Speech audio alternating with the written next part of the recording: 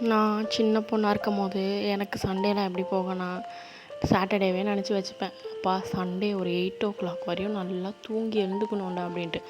கடைசியில் பார்த்தா அம்மா என்னை 7 மணிக்கு 6:30 மணிக்கே எழுப்பி விட்ருவாங்க. ஏம்மா இப்படி பண்ணுறீங்கன்னு கேட்டால், இந்த டைமில் நீ இப்படி தூங்கிட்டேன்னா அப்புறம் நாளைக்கு கஷ்டமாக இருக்கும்ல, மண்டேவும் அதே மாதிரி ஆயிடுச்சுன்னா அப்படின்ற ஒரு டைலாக்கை போடுவாங்க. கடவுளே ஏன் இப்படி என்னை சோதிக்கிறேன்னு நினச்சிக்கிட்டு சரிம்மான்னு சொல்லிட்டு இருக்கிற வேலையெல்லாம் நம்ம தலை மேலே கட்டிடுவாங்க. இந்தா சமைக்கிறதுக்கு வெங்காயம் தக்காளி அரிஞ்சுத்தா, அதை அரிஞ்சுத்தா, கடைக்கு போயிட்டு வா. எங்கள் அம்மா இருக்காங்களே, கடைக்கு ஒரே ஒரு வாட்டி அனுப்புனாதான் சரித்திரமே கிடையாது. ஒரு பொருளை 40 வாட்டி சொல்லி அனுப்புவாங்க, அதை நான் 2 வாட்டி மறந்துடுவேன். 3வது வாட்டி கரெக்டாக வாங்கிட்டு வந்துடுவேன். எங்கள் அம்மா எதனா ஒரு பொருளை சொல்ல மறந்துடுவாங்க. சண்டே அந்த அங்கிளை கேட்பார், கடைக்கார அங்கிள், என்னம்மா என் கடையில் பேசாமல் இருந்துருமா, நீ எதுக்குமா வீட்டுக்கு போகிறேன்ட்டு. அந்த மாதிரி கூத்தா போவோம் எங்கள் வீட்டில் சண்டேலாம். ஐயோயோ என்னடா கடவுளே இது சண்டே இப்படி இருக்கே அப்படின்னு மண்டே ஸ்கூல் போகும்போது சண்டே இப்படிலாம் இருக்கணும்னு ஆசைப்பட்டேன், கடைசியில் இப்படி போயிடுச்சேன்ற ஒரு வேதனையோடையே போவோம்.